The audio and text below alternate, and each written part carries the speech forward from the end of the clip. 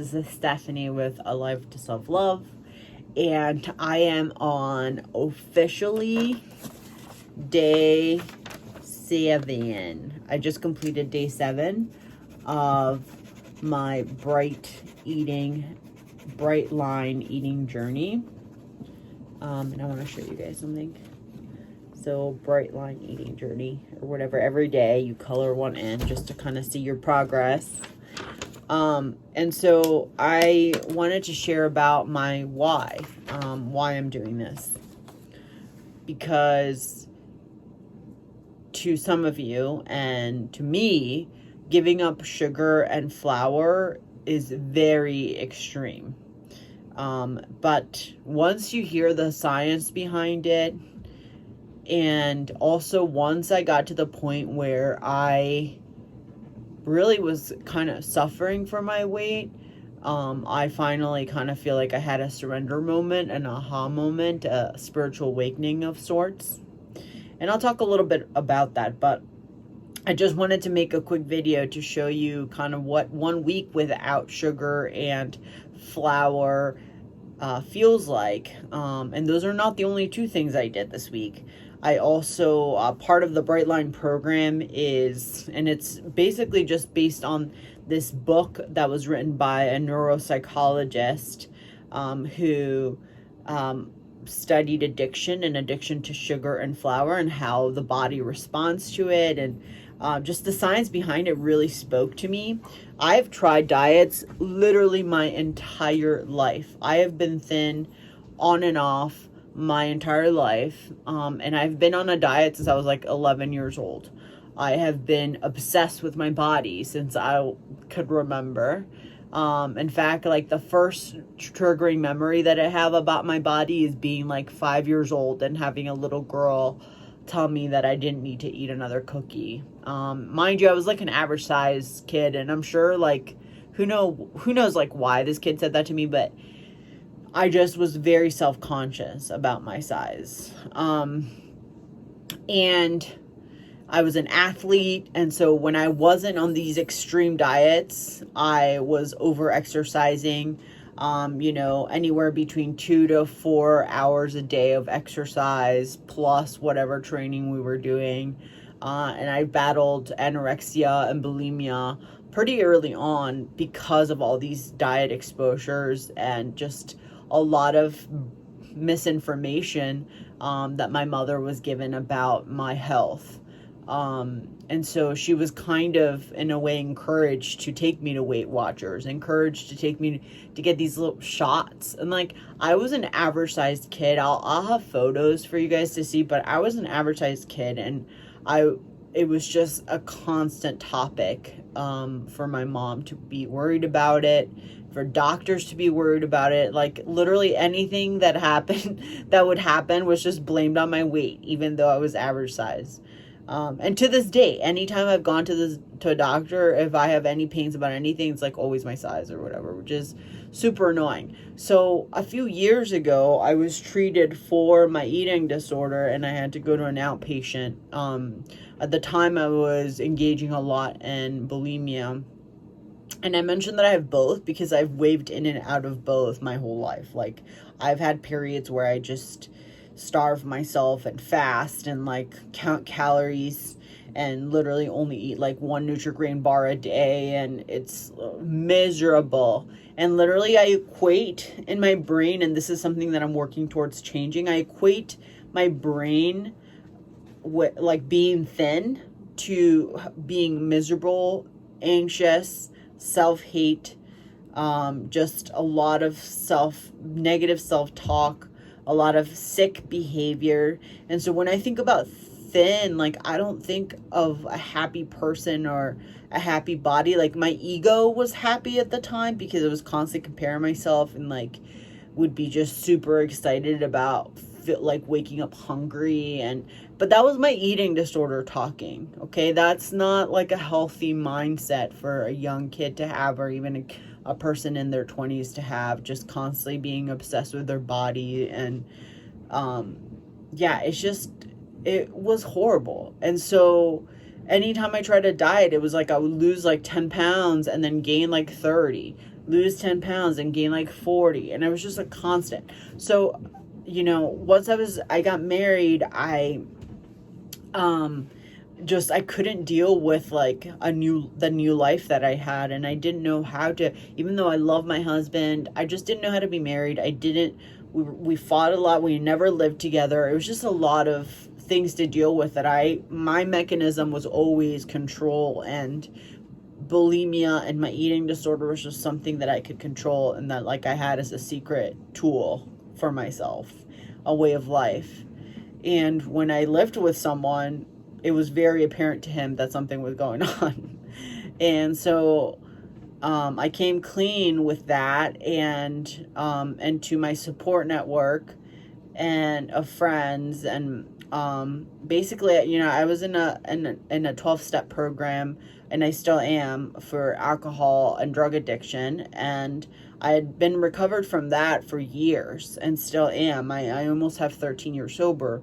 But my AA sponsor, who's someone that takes you through the program, was like, if you don't get help for this eating disorder, like you're gonna drink, or something else is gonna happen that's gonna be really bad. So you either need to go get help, or I can't help you anymore.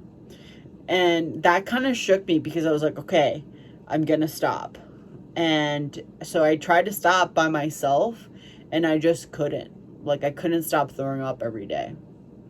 I'm not much of a binger, even though a lot of people try to assign, or that's like the stigma with people that are big. Like, I was never one of those people that would just like sit around and eat like a whole feast by themselves, or go drive around in the middle of the night for their treats. Like, I don't know, maybe I did that once in a while, like with my husband or my friends, when we were like, oh, let's go get a Slurpee or something. But it was never like where I was like eating a whole cake by myself, you know what I'm saying? So like my weight did not justify what I was eating. I also, like I said, I was always typically on some sort of stupid diet. So, but anyway, so I had gotten treatment for that, and when I went to outpatient for my eating disorder, I feel like that helped me to let go of diet culture, let go of anything that had to do with measuring my worth, my self-worth with food and my size. So I no longer assigned a moral value to food. Before, it was like, oh, this food is bad and blah, blah, blah. Now it was just kind of like, this is food. I needed to survive. Like, I want this mind space to go to something else, and I just want to love myself through this. And, you know, and ignore and avoid all these thoughts I would have from day to day about my body and about food. And that's what kind of felt healthy at the time for me. And so I had kind of, because I had given up on diet culture, like, I just allowed myself to exist and to enjoy myself. Like, if I wanted to have a cake, if I wanted to have a full meal, like, I would have it. If I wanted to have a snack in between meals, I would have it. Like, I wasn't going nuts with everything, but I was just like, you know, enjoying myself and not really thinking about anything other than I was trying to be as healthy as I could, you know. And I was on and off vegan, and I say on and off because, you know, eventually I would blur the lines. And so anyway, I finally surrendered. And what happened was, so I have this condition called PCOS, which makes it harder to lose weight, blah, blah, blah, and all these other side effects. But more importantly, it makes it hard for you to have a baby. And my husband and I had been talking for years. We're like, okay, do we want to have a baby? Do we not? Do we? Yeah. And honestly, the only thing that was holding me back was fear of what was going to happen to my body. Like, I'm terrified of the level of strength pregnancy and birthing and just having a child in general takes. And I just felt like there's no way I can do it. And it was my size. And, but then I decided I didn't want to live in fear, and I was just going to go for it. So I started going to doctors. I'm seeing a therapist to talk about those fears. And the doctor was like, you just need to lose 15 pounds and like your body will do what it needs to do. It'll be okay. And at the time I was 315 pounds and the doctor said, okay, just lose 15 pounds. And I was like, okay, cool. I've done diets before. Like I can do this. I got this. I'm going to give myself 6 months. It's going to be like an easy, steady, slow thing. And 6 months came around and what happened? I had gained 15 pounds. And that to me was a really big red flag because now I had like a big why, right? Which is to have a child. I really put in the effort. I was working out. I was doing my vegan thing. Like I was doing the best that I could and all I could do was gain weight. So finally, I read this book. I think I was like in a Facebook group for PCOS support and someone mentioned bright light eating and I was like, oh, what's this about? And I randomly just ordered it on my Audible. Like I wasn't even thinking of it. And I heard all of the science and how much sugar and flour have a role to play with the amount of times I've given up on diets. I've self-sabotaged. And just like the amount of willingness and self-will you have to muster each day fighting these little sugar and flour demons that are trying to get you, you know? And it was just like alcoholism. And I think that very much resonated with me. And I want to live a life free. I don't want to have eating disorder thoughts all day, every day to fight with. I don't want to have any kind of thing that's going to hold me back from being like the best that I can be to being my true self. And I also want to have a healthy body for myself and for my baby and my family. And so that's a big why for me. Like, I feel like there are so many times that I've been living small and I've been limited by my weight. And I hate to admit that because I've done so many amazing and beautiful things that most people never get to do. But there are other things that I wanted to do that I just never got to do. Like dumb stuff, like going to Disney World or going to Six Flags or just like not having to be afraid of not breaking a chair when you go to somebody's house.